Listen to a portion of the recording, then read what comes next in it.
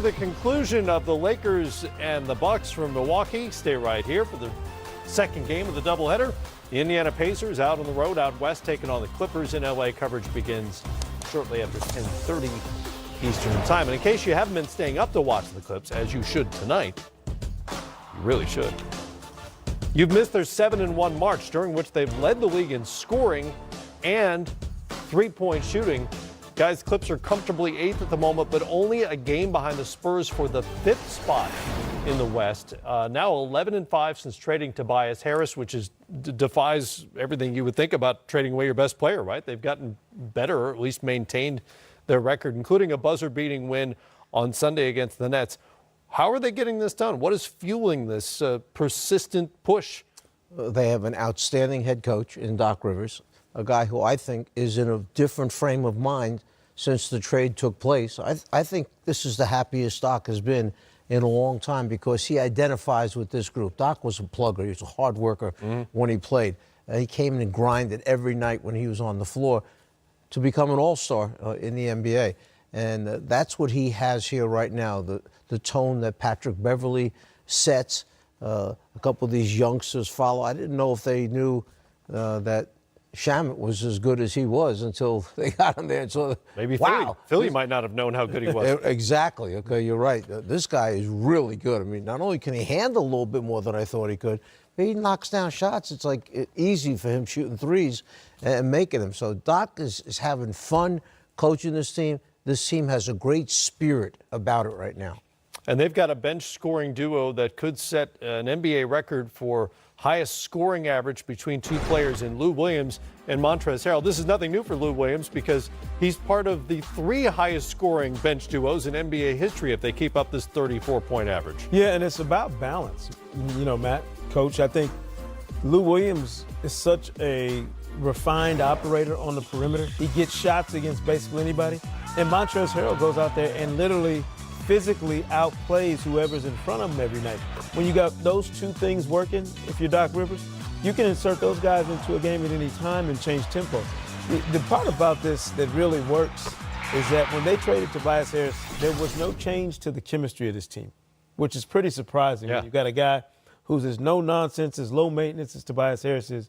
You make that tweak to your locker room and to your rotation, and it took nothing away from what you were doing. That tells you, as you mentioned, Coach, the job that Doc has done with this group, and also the fantastic job the front office has done knowing their team, understanding their DNA, and knowing who can plug in and play with this group and who you can take away and not miss a step. That, to me, that's a sign of a team that really has a handle on itself and an organization that understands their roster as well. Let's not overlook the fact that, and I hope this is not a hex on him, but Gallinari has been healthy basically. Yeah.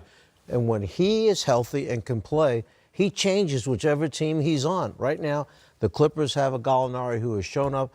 This guy rebounds for him. He knocks down shots for him. He's a terrific team player. The guys like him in the locker room. You know, he's all about trying to win for his team. He likes that. And he couldn't do it so many seasons because of the injuries that he was always fighting. Thus far, with the Clippers, things have been good. He's played 59 games already. He's only done that 2 other times over the last 5 seasons. He's had so many injuries over the course of his career.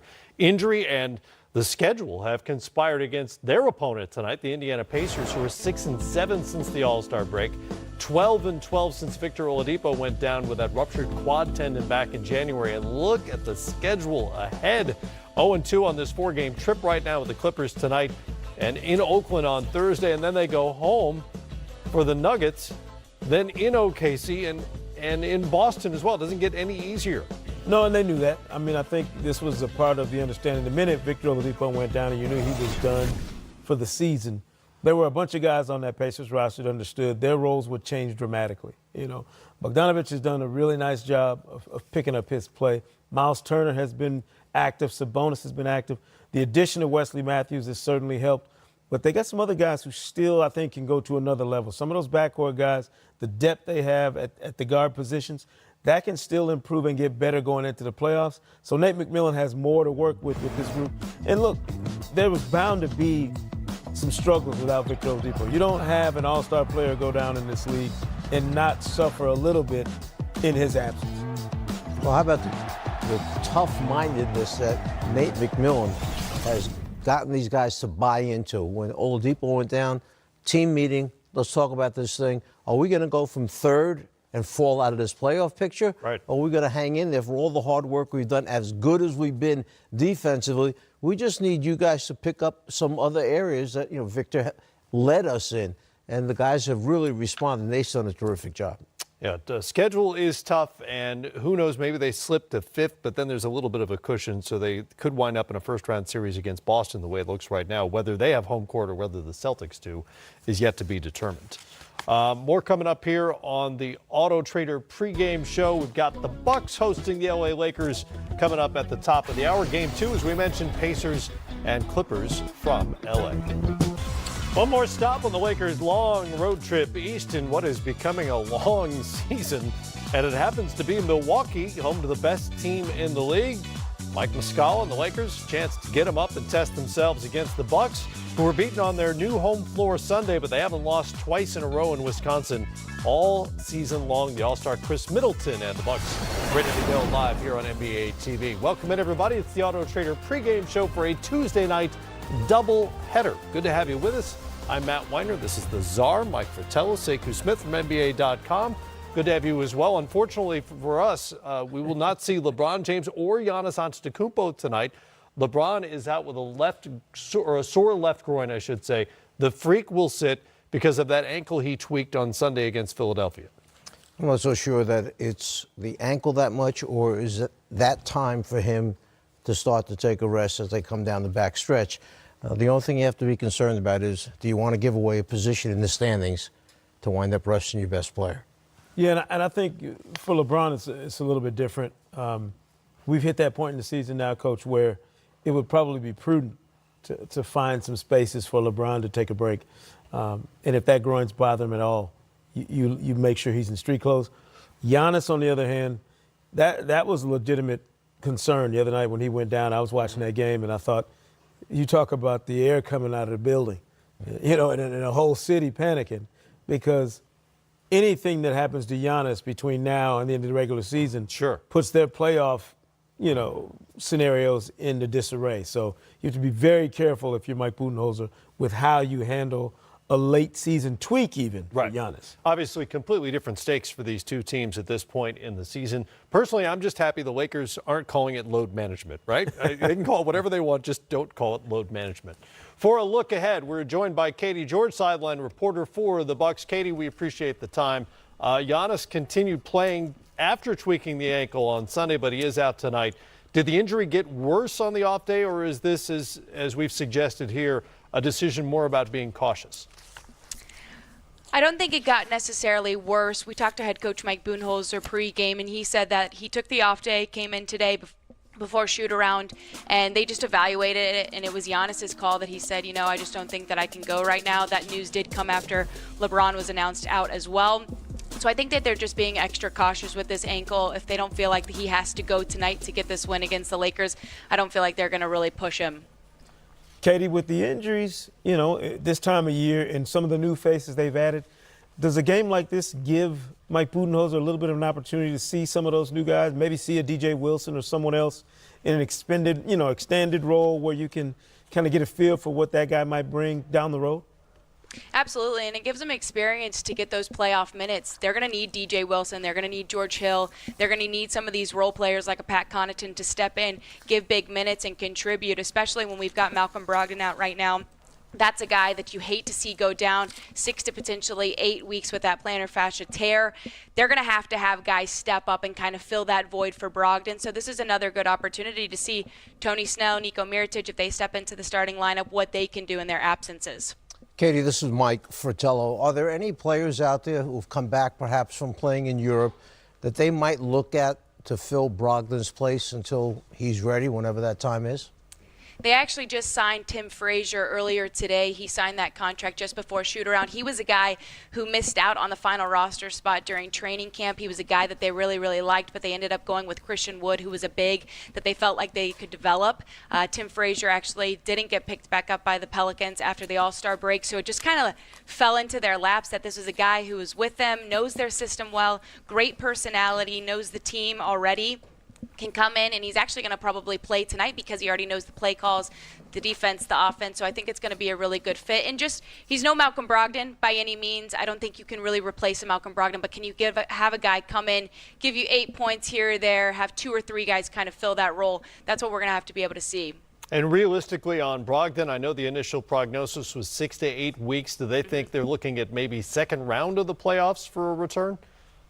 That's what they're saying right now. You know, we've heard as early as 4 weeks potentially for some people in their return. It's actually interesting. Pau Gasol dealt with this back in 2013, right before the playoffs. So I'm curious to see in his veteran role, just adding experience mentally, physically, emotionally for these younger guys, how he can help Malcolm Brogdon along in this recovery process, because they're going to need to get to that second round of the playoffs if Malcolm Brogdon is going to want to come back healthy and be able to contribute. Katie George, sideline reporter for the Bucks and part of our broadcast tonight here on NBA TV. Thanks for the time, and have a good night in Milwaukee. Thanks, guys. Appreciate it. All right, injuries obviously at this point in the season, you don't want to deal with this. The Malcolm Brogdon one could be significant if it drags into, say, the second round conference semifinals or conference finals even. It's a major injury for them because this guy can do a little bit of ball handling. This guy can knock down flat out. He spaces the floor. When you've got a guy like Giannis who can get into the lane the way he can see over the top of the defense, there's no pass going back out that he can't make because he simply elevates and throws over the top of the defense. So a Brogdon, a guy who can catch it and shoot it, catch it, show it, and go by a guy a little bit, and even if they have to have him bring it down occasionally, just a very valuable player for them. And with all those new pieces, this is a team that Mike Budenholzer would like to develop in terms of depth. The other day against Philadelphia, when Giannis was off the floor, only 12 minutes of the game, they were on minus 17 during that stretch. Yeah, they have a very real concern in terms of who's your catalyst when he's not on the floor. And Eric Bledsoe's had a fantastic season. You've got another all-star in Chris Middleton. But Brogdon, coach, was really a guy you could look to maybe initiate some offense for you when Giannis is not out there. Not having him certainly changes that dynamic for Mike Budenholzer. You got to find now a secondary ball handler or somebody that can generate offense when Giannis isn't on the floor, or you run the risk of having those lapses. When he's not out there, you're very vulnerable. Matt, just thinking back what you just said about minus, 17 when he was off the floor.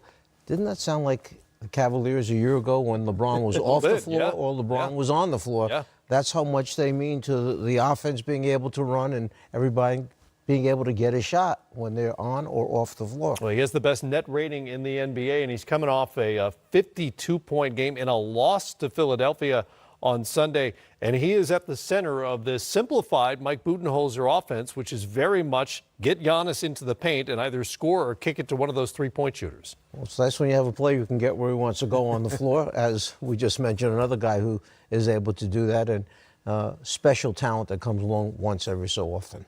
They're already on pace to, they've already hit more than 200 more threes than last season. Yeah, watch this now. As he gets in the paint, watch the three defenders in the green. He knows exactly where Brogdon is, elevates, winds up hitting him. Now you have Mirotic up on top. He's going to float a little bit deeper towards the baseline. And guess who winds up giving him the ball? When you got Brogdon coming off the screen and you see your man in the corner. Look at that quick release before the defender can get to him and knock it back down. Three-point shooter, three-point shooter. Then all of a sudden, a little outside handoff. And watch what happens here as you have the ability to suddenly elevate inside the three-point line, but still, the dribble handoff creates a shot. And once again, when you have the ability to get it on the handoff, doesn't need much room. Mirotic elevates behind the three-point line, knocks it down. Mirotic has to pick up some of that slack for Brogdon. You know, they took just under 30% of their field goal attempts last season from three-point range. That number is up to 42% this season for Milwaukee. But there's a conventional wisdom, and folks are right to be skeptical because until you see it work in the playoffs over an extended run, you just don't know. There's a conventional wisdom that maybe you can wall off Giannis and slow this team down in a 7-game series. Well, you have to be an elite team to do it, Matt, and that's the problem. Do you have the personnel to take not only Giannis out of it, Coach, but then you got Middleton and some of these other guys and these large shooters, Brook Lopez and these guys to worry about? I don't know if it's as easy in the flesh as it is in theory. Right. And we've seen teams do it in the regular season. You got to be able to do that 4 times in a playoff series. That's where that plan runs into some concerns for me. I think the other most important part about this, Milwaukee doesn't have a group that's won a series yet together. So they're going to be looking and searching for something in that first round as kind of a milestone. They got to get one series under their belt as a group to say, all right, we're not just the best regular season team in the league this year. We're the best team, and we're hunting bigger fish. We're trying to make a statement here in the postseason. So whoever gets them, whatever your best laid plan is to stop the Bucks, it's going to run up against their ambitions and their grand plans to play deep into these playoffs as well. A win tonight would be the Bucks' 53rd of the season. They haven't had that many in a single season since 85-86. This is a historic sort of Bucks team. As for their opponent tonight, last we saw the Lakers, they were dropping to 1-3 on their East Coast trip with LeBron James' potential game winner blocked by Mario Hezonja on just his 7th block of the entire NBA season, which was par for the course as far as the Lakers season is concerned. And with LeBron out tonight and on a minutes restriction, Brandon Ingram, Lonzo Ball, both done for the season. The Lakers are on pace to equal last season's. Body up close to him, and LeBron had already gone up and was on his way down. He was in big trouble at that point, and he knew it. He had no bailout pass at the end. A terrific defensive play. You got to give him credit. Splendid defensive work, too, from DeAndre Jordan, who got a nice little defensive assist, shoving Hezonja into that space to where he's perfect timing, gets a hand on that ball, no foul. But you know what? Let's be honest about what we've seen from the Lakers and LeBron. He's one man showing it right now with all the injuries and all the other guys out. And this is not 28, 29, 30-year-old physical prime LeBron. This is an older version. Certainly not diminished in the way that some other players have been at this stage of their careers, but not the same whirlwind LeBron we're used to taking over games and taking over at this point in the season. This isn't the 2007 LeBron dragging the Cavaliers to the NBA Finals. No. Matt, real quick, I've been in both situations with a really good team that when you went on the floor each night, you thought you were just going to beat everybody that you played that night, that kind of confidence. I've also been with a lot of teams that were fine line, 500 teams or a game or two over. Every night you have to come when you coach those teams. Every night the players have to come, and it's like it's the most important game to them because they're trying to survive in the playoff race. And that's how the Lakers were playing. Remember when they were in 4th place in the Western Conference? And once LeBron went down with that injury and missed those 18 games, there's not the same sense of urgency, the same sense of togetherness. The defense has fallen completely apart. Right. And now they can't make a shot on top of it. You're in trouble. Well, maybe the persistent reports that the Lakers were ready to trade everybody in the entire organization. That may have something to do with it. May have factored into that as well. Well, at least somebody in L.A. is having fun. When we come back, how the Clippers have remained relevant in the West thanks to their record-setting and sometimes buzzer-beating bench stars.